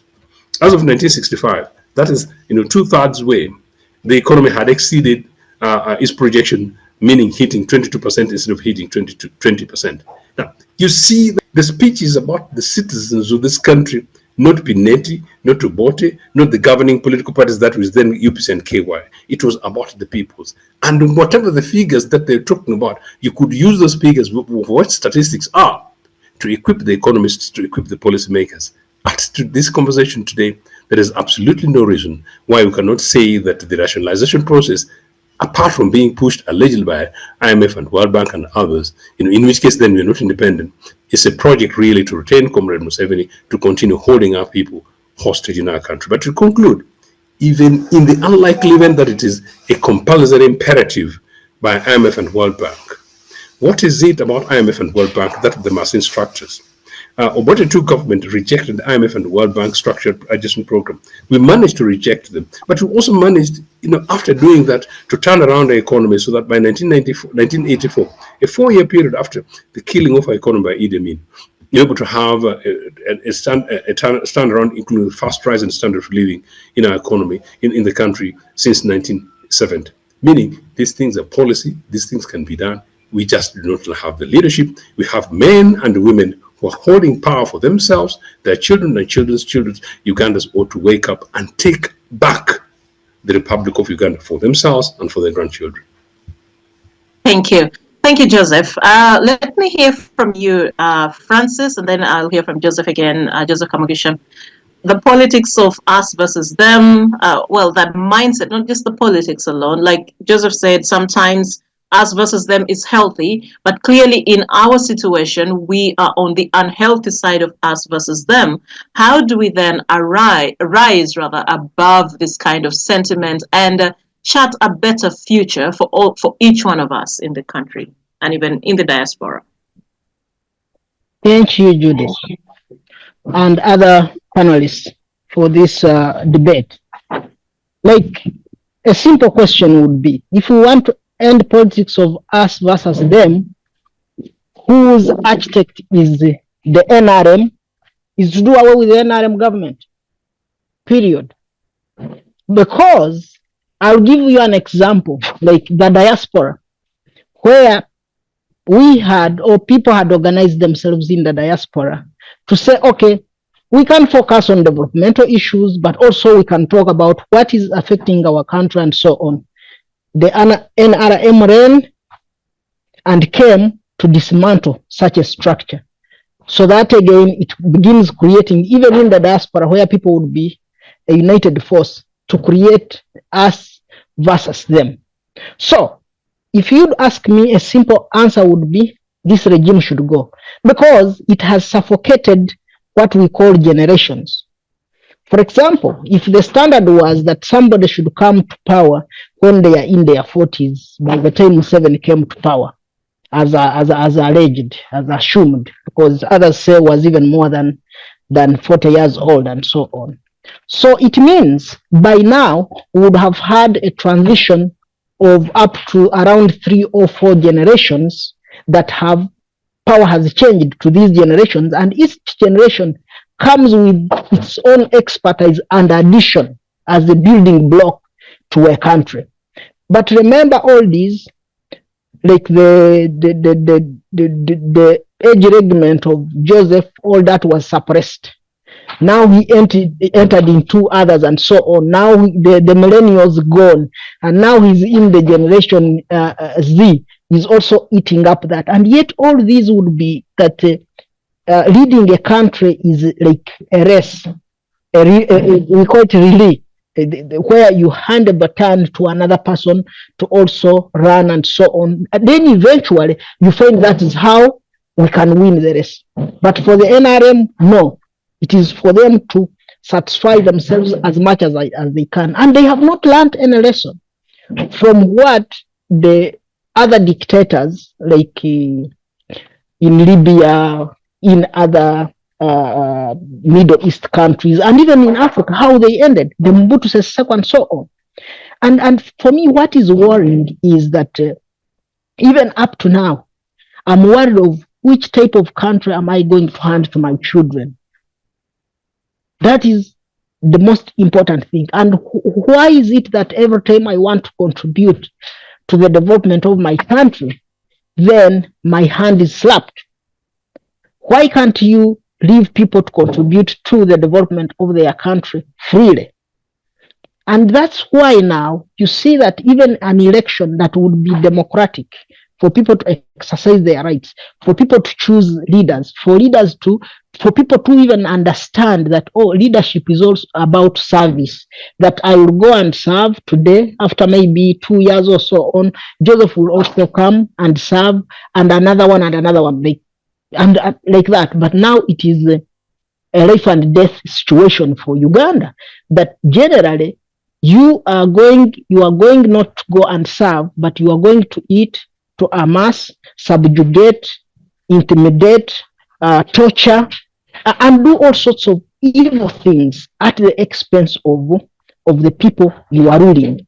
That every time there is an election, or every time there is a matter of national importance, then you are teaming people. It's we against those ones. So there is no sense, nobody can convince me that NRM, Museveni and his regime and his compliances are patriotic or are people who are thinking about our nation. No. Because if they were, they wouldn't be dividing the country the way how it is and having all this kind of rot. So, to me, I still believe, though, that as Ugandans, like as how we are discussing, it is important for us as people who are not happy with the regime from different political parties, like I come from ANT, those who come from UPC, those who come from NUP, those who come from DP, and so on, to keep discussing and finding a real solution that we can use to ensure that the dictatorship of the NRM government comes to an end and Uganda again begins being ruled by a constitutionalism, because our constitution was hijacked. It was ripped so many times, and therefore it is a mere document. It is no longer a living document. So we have to ensure that this regime collapses. We build institutions and we bring back binding documents like the Constitution of Uganda again, to ensure that it is a legal and binding document that is working for every Ugandan. And then after, it's on which it will, that is what will lay a foundation for all these institutions, so that I should know that when I'm in the office, as Francis, whether I come from the West, but if I see Joseph coming, I'm not seeing a person from northern Uganda or eastern Uganda, I'm seeing a Ugandan and who deserves a service. That even when I'm supposed to be giving out jobs I have had the privilege of interviewing, I should be looking at the competence, not at where the person comes from, or at his tribe, or at his name, or at his accent, and so on. And once we do that, then we will have a government that is united, a government that is working for everyone, and then we will all be happy in it. And notwithstanding, even Museveni and his henchmen, they will also like to see a country that is more meaningful, or how a country is run, but not a country that is run on their self-interest and selfishness. Thank you. Thank you. Thanks a lot, Francis. Thank you very much. Indeed, you've shared, and like Miriam also shared earlier, the nepotism, the tribalism, it permeates all the spaces, whether it's in terms of employment, in government, in public service, or even in the private sector and so on. It's who do you know, where do you come from, what language do you speak, and it's generally hurting us as individuals. It's hurting us as communities, as Ugandans generally. So I do agree with you that it's important for us to understand that there's something bigger for all of us, and that what hurts you definitely hurts me, and what works for you definitely works for me as well. So let me hear from Joseph Kamugisha now.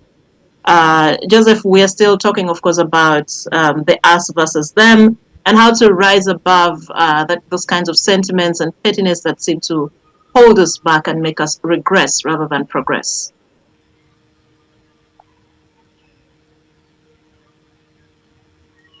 Thank you, Madam Moderator. Thank you, everybody, for the contributions. Really, it is the same old story. The NRM government regime is so rusty that nothing better can come out of this situation, because whatever has been happening over the years has been a recycling, a repeat cycle of what has been going on. What is happening now is exactly what we expect, because nothing can change at this moment. The Baganda have a saying that akacha mamamera mukagola meaning that once the tree is bent from its infancy, whenever it's grown and you try to straighten it up, the end result will be breaking it up. It cannot straighten up, because that's how it was formed. That's how it has been shaped and grown to be. And so at this point, I think the alternative is for the regime to accept the reality and hand over power.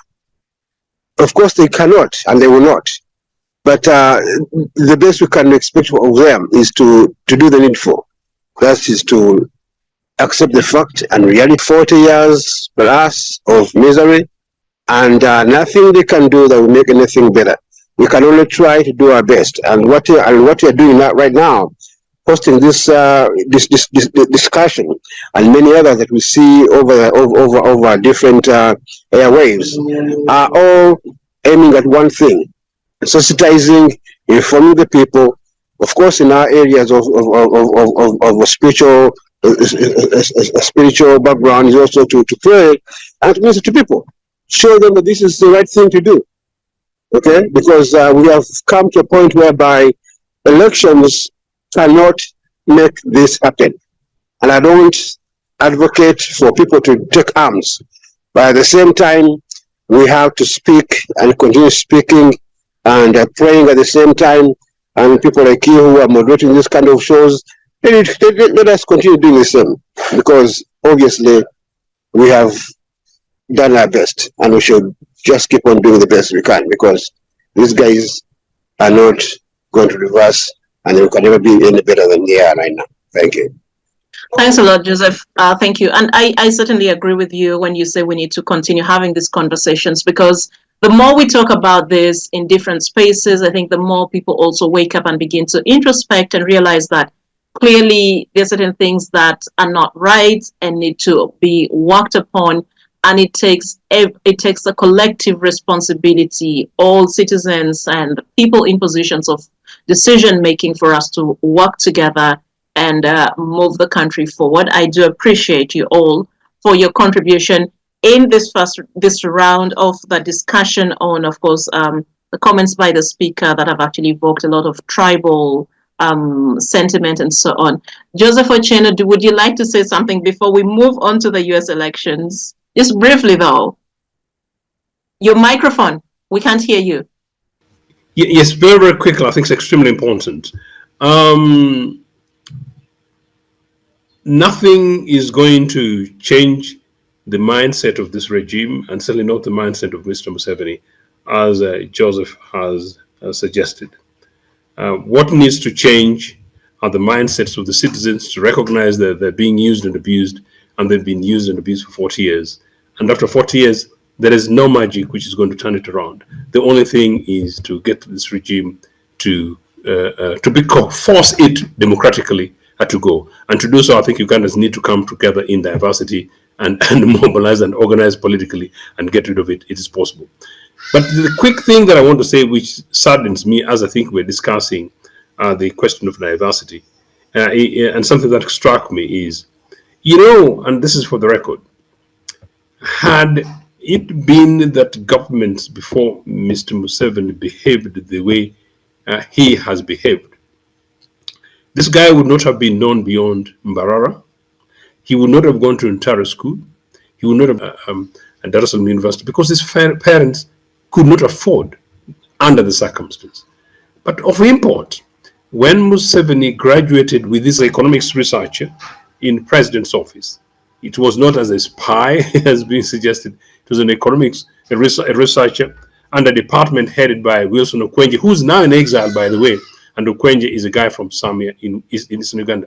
In other words, Museveni, whose parents nobody knew in government, I've always been saying that nobody knew Mr. Museveni's parents, he knew anybody in government. He made an open application, he was shortlisted, and he got a job. That is the Museveni we have today. At what stage does this guy have a conversation with this Jesus in the evening? I know he also believes in witch doctors, but at what stage does he have a conversation with this Jesus and then he's not able to really examine his conscience to say that no, at stake is the future of 46 million Ugandans? Ask him to review. Thank you, Joseph. Thank you very much. Let's move to the next part of our discussion. Of course, the US elections, which is just coming up in a few days, November 4th. But we do know, like Miriam said earlier, and from the media that we're watching and consuming, we do know that early voting is already underway in several states in the US. My colleagues Miriam, Joseph Kamugisha, and Francis will be definitely giving us updates about that. But we know on Friday, Trump and Kamala Harris were in Texas, and I'm glad that Joseph, is it Joseph or Francis? Someone is joining us from Dallas, Texas. That's actually very interesting. We'd like to hear your insights from there. So while Kamala Harris was in Houston, she was addressing a rally, and her focus was on reproductive rights. While Donald Trump was also in Texas, but in Austin, he spoke about immigration. Then later he moved on to Michigan, which is one of the 7 battleground states with 15 electoral college votes. And I've been watching the polls on CNN, on polls by 538, and clearly it is a very tight race with just days to the polls. I don't even know how the different campaigns still holding themselves together, because I feel like when I watch the polls, my heart just goes racing like I'm the one on the ballot. But it shows you just how intense this is for a lot of people. So I can only imagine what they are going through, what Trump and Kamala Harris are going through. Generally, your thoughts. Let me start with you, Miriam, because when I looked at the polls by 5:38, I think some during the week, I was like, man, this is really quite tight. And the simulation that I just saw before we started the show, still by polls by 5:38, shows that Trump wins 53% and Harris has 47% of the electoral college votes. Trump, in figures, that would be 532 college votes for Trump, while Harris would get 465 college votes if she's to win. Your thoughts, Miriam? Different media houses, different polling agencies are bringing out different polls depending on which side is working with them or whatever. Sometimes these polls are for influencing the public, like either to urge you to go and cast your vote, because most people don't vote. On average, you find it's always less than 40% of Americans who turn up to vote in any particular election. Sometimes even lower than 20% in lower elections. People don't care. They feel like the government will work with whoever whoever is in power, whichever leader is in power, they can. The system functions, the institutions will still go on. But ever since Trump came into power, people don't take things for granted anymore. So it's a bit hectic. It's a bit kind of nerve-wracking. Bill Gates said this is a special election of sorts. For the first time, for the second time, we are seeing a woman as a candidate.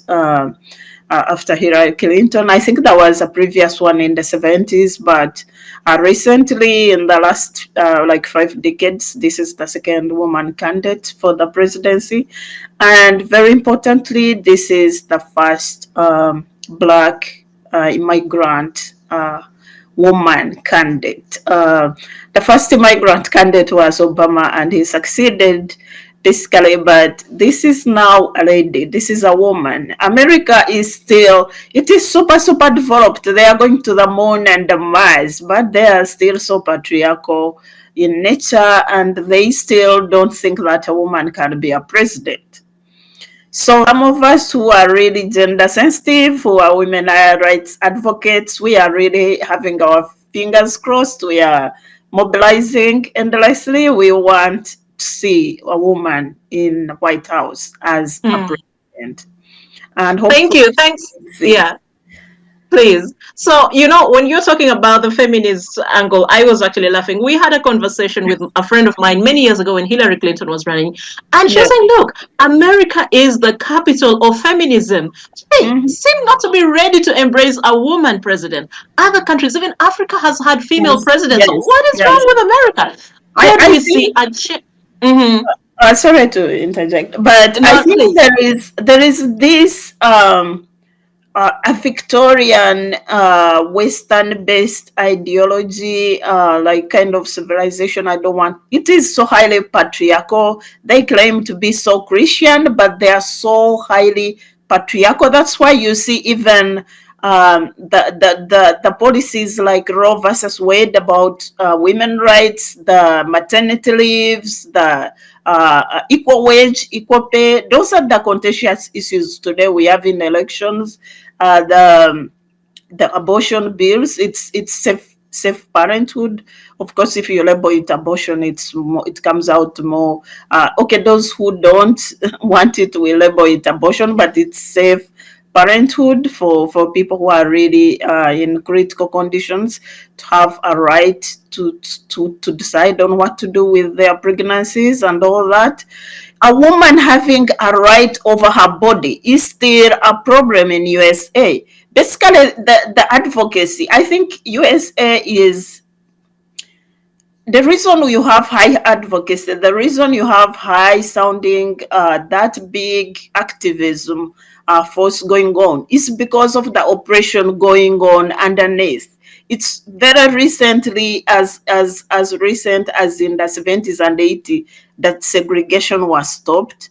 It's as recent as a few decades back that Black kids can integrate and study with whites in schools, that can occupy offices, that can have high positions in the government.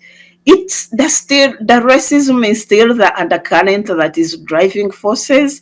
And between racism and in feminism, they call it, there is classism. So you are poor, you are colored, you are a woman. That is triple jeopardy. You were underneath there. You're gonna be marginalized 3 times over.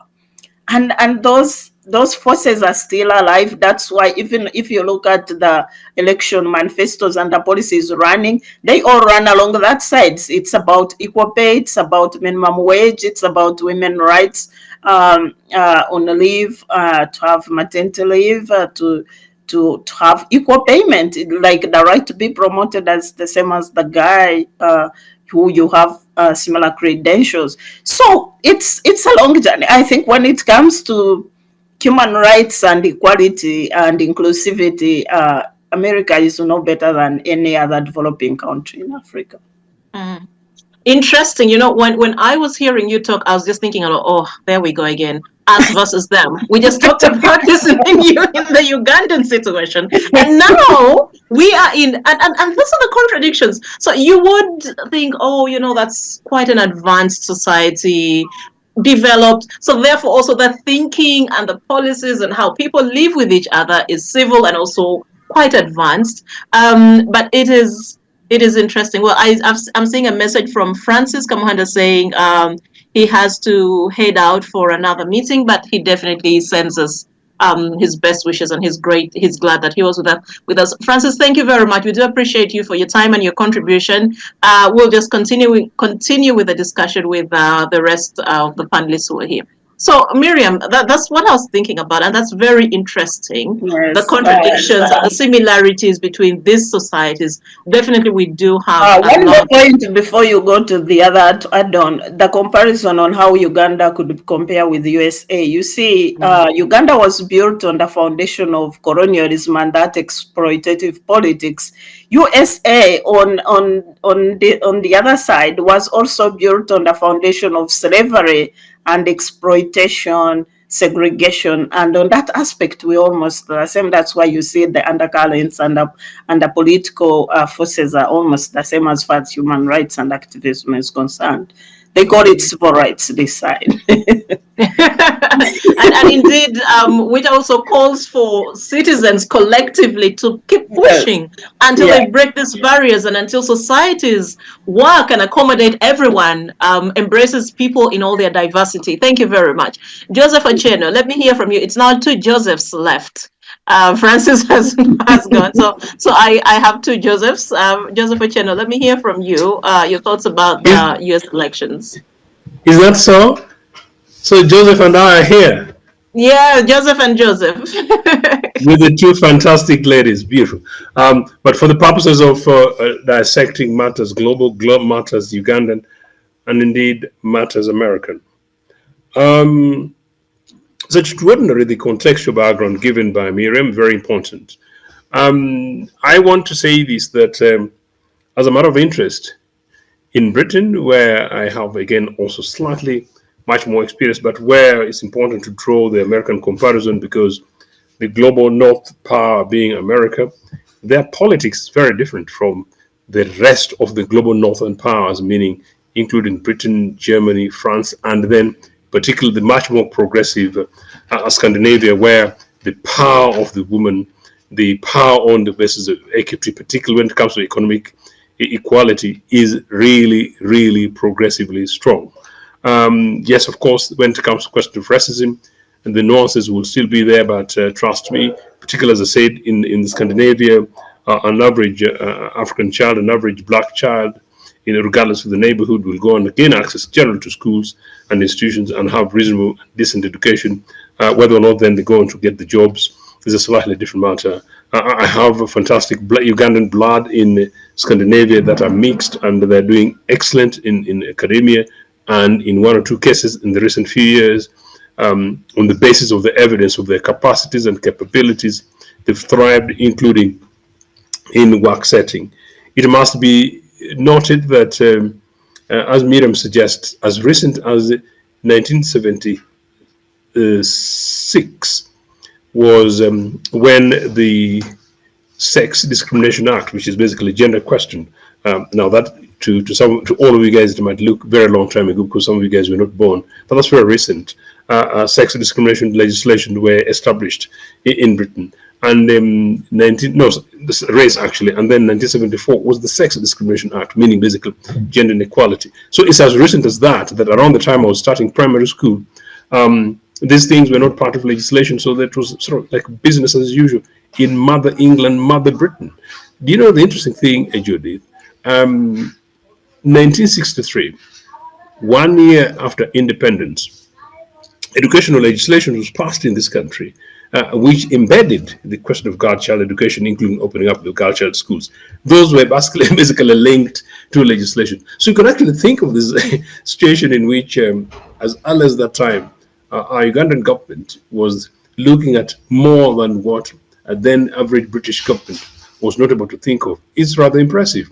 Of course, more recently, you would say that, well, that did not reflect in terms of particularly the affirmative action guys of NRM might be salivating right now to try and respond that, oh, by the way, that did not translate into public positions, particularly elected positions.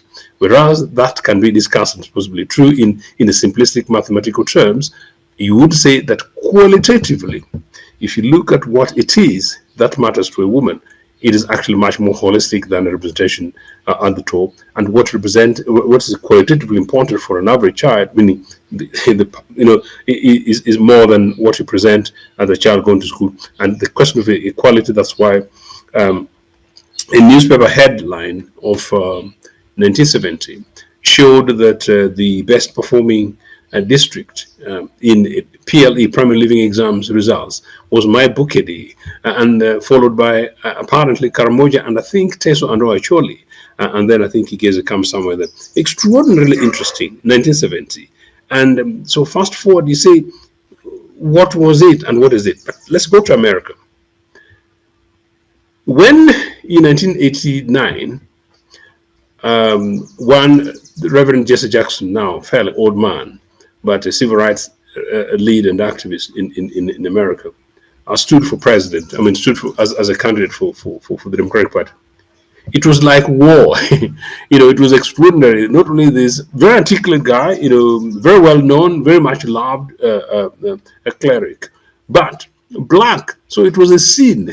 So Reverend Jackson, as part of his election slogan, was pushing, and I'm pushing deliberately for this audience, and this audience beyond Uganda, that look, he was saying, we are a somebody, meaning as black guys. We are a somebody, I am a somebody, in enabling the African personality in a holistic way in America. And perhaps this message is for all Africans, including in Uganda, where we are discussing the question of inequality and discrimination. But he also then went on to say at one of his closing rallies, packed, and he says, I like repeating this, I know I may not get there, but I qualify.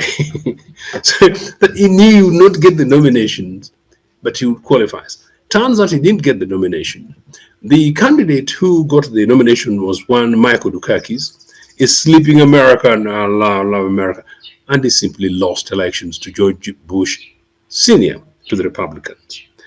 Fast forward, young Barack comes up, and Barack Obama extraordinarily shocks and shakes America. He actually defeats Hillary Clinton. Gender question and patriarchy, that's a slightly different topic. But most importantly, Obama wins the Democratic Party nominations, and Obama goes on to become president. I strongly suggest that as a result of the shock that traditional America got from Obama the African, Obama the Jalu boy from Kogelo, roots, winning elections and taking over America, can that be accepted? It is the same Donald Trump, who was then really not in the mainstream polity, who pushed this agenda that Barack Obama is a Muslim, as if it's criminal to be a Muslim. Ironically, in the most powerful mayor of one of the most powerful cities, mayor for London, Sadiq Khan, a colleague of mine in the Labour Party, runs a powerful city, a Muslim, and says Barack Obama wins. It's not surprising Donald Trump comes. Meaning, Obama came in and shook the power of Anglo-American conservatism to say, no, you guys, we better wake up. It's not surprising that Trump came and won. My suggestion is that Trump won as a counter-revolutionary thing on Barack Obama. And why? Obama's victory was based on, question of minority, but the minority and not the majority in America. But it's a critical emerging mass in electoral terms in America. But number two, the progressives in America, the progressives in the world are women, you fantastic, beautiful ladies, and that's why I think the sooner the world recognizes your power, the better. And so the women tend to be predominantly more progressive. So the women, young people who tend to be predominantly progressive, and so therefore are minorities, meaning the demographics of America was, post Barack Obama, it was going to be very difficult for any conservative to win elections in America. So they had to go and begin to taunt, to scale up and create fake news and everything else, and make a Trump out of American politics by making Trump. I think Trump lost because of the extremes of the time, but in part, that is the Trump back. My worry is that that is the Trump which, beyond the idea of patriarchy, is possibly one of the things that makes Trump a possible threat. But I hope that actually America sees through itself and does not vote Donald Trump. It's impressive seeing that leading American families, leading American politicians from the conservative side, meaning the Republicans, from the Mitt Romneys, the Dick Cheneys, the big, powerful, progressive Americans who've been really the mainstream of American Republican, meaning right politics on the right side of the party, have come out to support Kamala Harris, and I hope that plays the critical role in ensuring that Kamala Harris wins the election. Is it about her capacity? Is it about her excellence? No. I think it's basically the fact that the values predominantly that she represents, generally from my values consistently, and the values I think that will be the mainstream America going forward, are those that I think are nearest to what the global power America should be associating with. And I hope that the majority of Americans come out and vote for her. And whatever happens, that she just about niches the 50+1 mark, critical enough for her to be able to go to the White House. Thank you. Thank you very much, Joseph. Let me hear from the other Joseph now. And then in the interest of time, we'll just wind up. We'll just get parting shots from each of you after his submission. Joseph Kamugisha, please.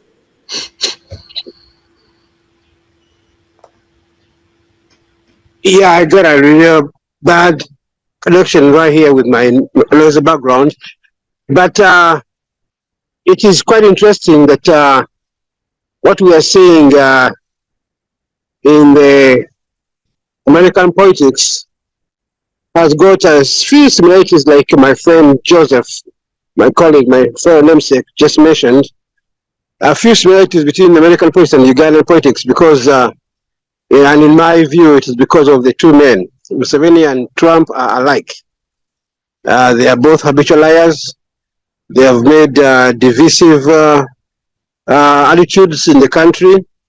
They have created hostile environments in both countries. Their entry into politics has made major setbacks in what would have been a room for improving the political scenario in both countries. In particular, Trump raises a lot of empty promises, a lot of empty talk, a lot of divisive attitudes, which are really, to some people, they feel that that is macho, because they feel like a man who talks loud and talks big and puts people down. They probably think that is how men should act, and maybe that's why he has got a lot of support from some of the men in this country. If you look at the polls now, the people supporting Kamala Harris are mostly women, and the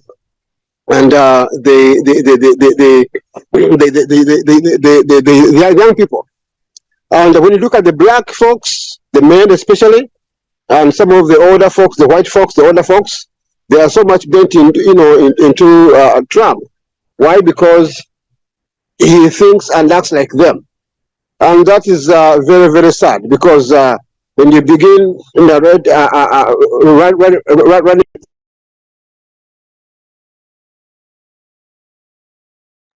on those kind of sentiments, it becomes and raises a very, very, very sad situation in the country. But the bottom line is, polls have been showing that the two have been neck to neck, and lately they are trying to bend toward Trump. But the truth of the matter is, these polls are just polls. We've seen them happening, especially if you remember the 2020 elections. Biden was running low and sometimes making neck with the Trump.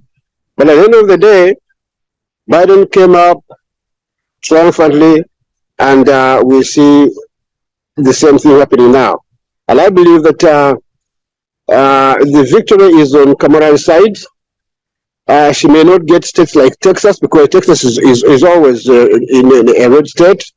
Last night she was here in Dallas, in Houston, 4 hours away from Dallas. The turnout was huge, was massive, and the impressions were quite promising. She gave a very, very powerful speech, which I think some of you were able to watch. That was very, very, very powerful. One of the best she's given so far. And if she can keep up that trend, inspiring more people to come along with her, and giving such speeches, of course, she's planning one on at the same spot where Trump appeared with his righteous speech on January 6th back in the day. That's where she's going to be, and hopefully that will also make another impact. But generally speaking, we are looking at a very, very, very big change. America is ready for freedom. America is ready for change. And I believe that Trump needs to go back and do his business, which he doesn't even do very well. But if he has to do something better, I think he may have to go back and do what he does best, playing golf and spending more time doing nothing. Thank you. Thanks a lot, Joseph, for your thoughts and your views. And to all of you, I do appreciate that.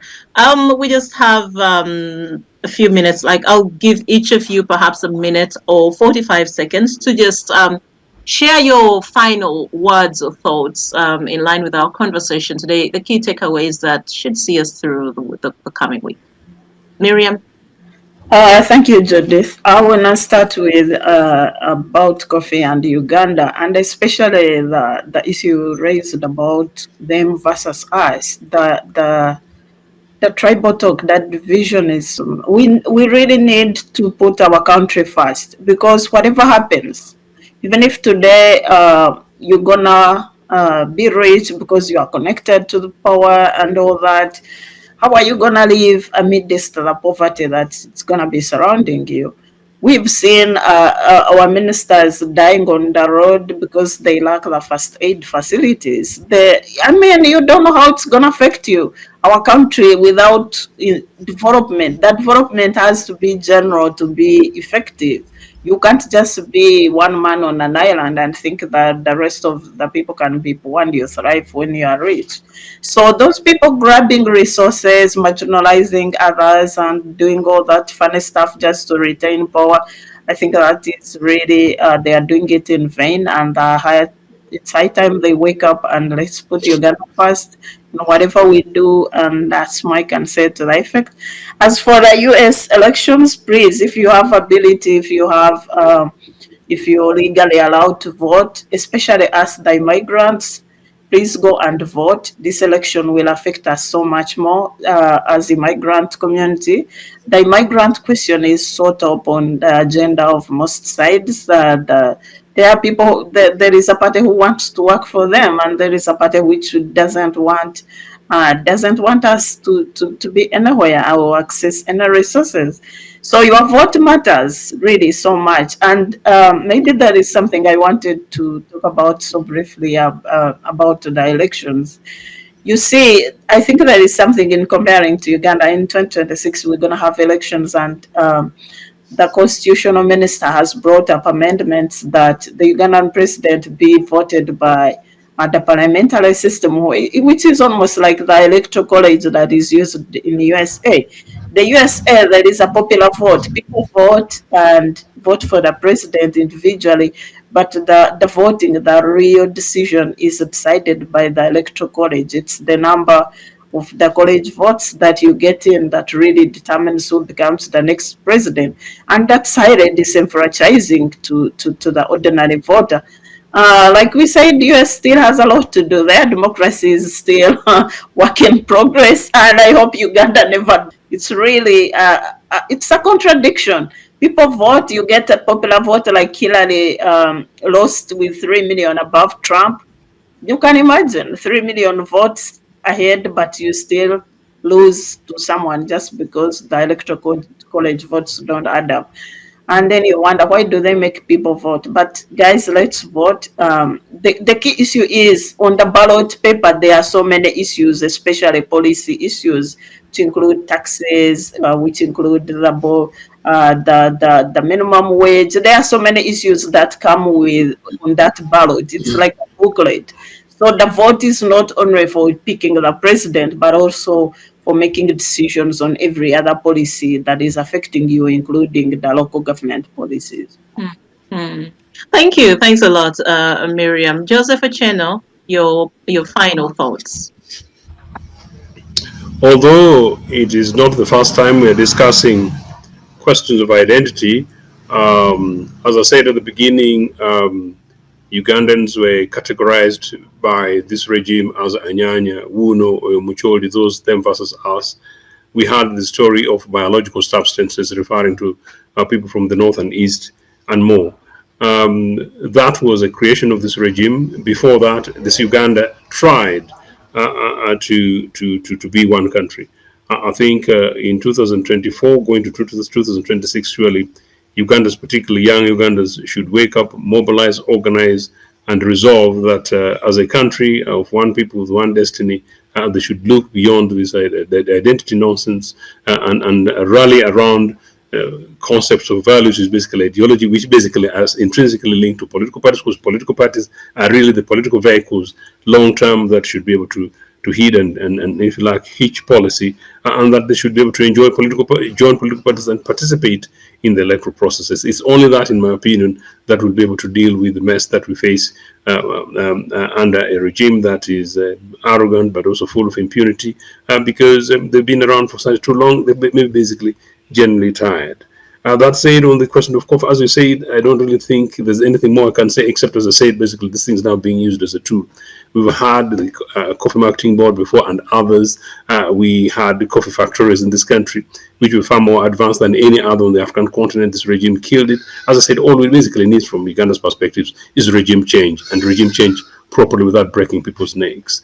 As far as America is concerned, I am very partisan. I'm a democratically progressive left, so my sister party, the Democratic Party for America, the Labour Party for Britain, the African National Congress, we're social democratic political parties that believe in, if you like, the emancipation of the peoples, and, as I said, the power of the majority, but also the guaranteed protection of the minorities. So therefore, I pray that Kamala Harris wins these elections in the best interest of Americans, but of course in the best interest of the minorities, as indeed Miriam said. I sort of get surprised when I find Africans, including Ugandans, in a very strange way, who support Trump, including for the religious dogma. Some Ugandans actually think that Trump is a cousin to Jesus, particularly some Ugandans who are dogmatic Christian. It worries me, and some of them actually forget about Jesus in that Israel. Jesus is actually a very big minority. And so Ugandans need to wake up to that. So no,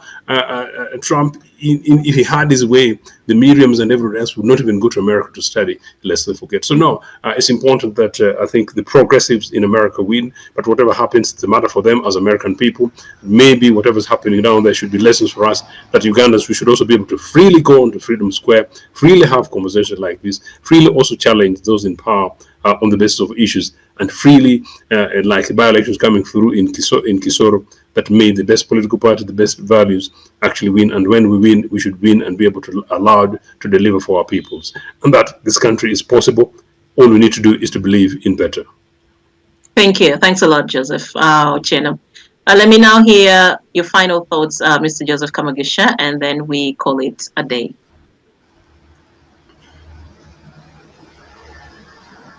Quite honestly, thank you so much, Ms.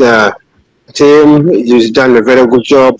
It's my first time being on your show, and what I've experienced this morning has been quite enlightening, quite informative, and giving us hope that there are people like you and others out there who have been discussing that are really right-minded, focused to bring change wherever we are in whatever we're doing in our respective communities and in our countries in particular.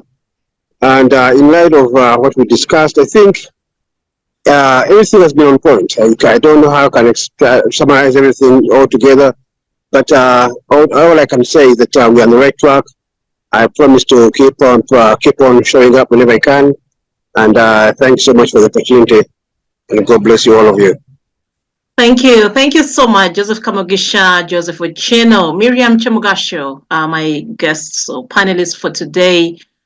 Today's edition of the Diaspora Show. My name is Judith Atim. I sincerely appreciate each one of you for making time, for sharing your views and your insights. It's been a lot of learning for all of us, I'm sure, and for me especially. I have learned so much. I do appreciate your contributions, really. It's been enlightening, very enriching. I'll say have yourselves a lovely day. I know across the Atlantic, the day has just started, while here, this side, it's evening almost. We are soon saying goodbye to the day. So guys, have yourselves a wonderful day, and I wish you a fantastic weekend. Joseph, you and I are here, don't worry. The sun, we shall watch the sunset. Now, where's my tea for the evening tea? It will come, don't worry. So guys, thank you very much. Have a lovely day. Joseph, and have a nice weekend. And thank you. Miriam, we miss you, but you also. First vote, and then you come and visit us sometime later. Yeah, sure, I will be there. Okay. All the best. All the best. Okay. Before you log off, yes, Joseph. Appeal to Mr. Ochieno. Yes, Joseph. Your colleague, Dr. Birete, was with us in DC this year in UNA. You refused to invite me. She did a wonderful job on the panel among some of the diehards that she had to deal with, but nevertheless, she did a very good job. My appeal to Mr. is please, we are going to be in New Orleans next year, not far from Texas. Yes. If you can, please show up and make a big difference in that political panel. You can be a very good debater, and I can assure you, I'll be honored to have you here. That's generous of you, my brother. Really appreciate it. Thank you. Yeah. Okay, guys. Okay. Yeah, thank you. We need more to hear more about Uganda. Sometimes we sit here and assume we know everything. So we just thank you. Thank you, Miriam and Joseph Kamugisha. All right. Have yourselves a good day. Okay. Bye, guys. Bye. Take care. Bye.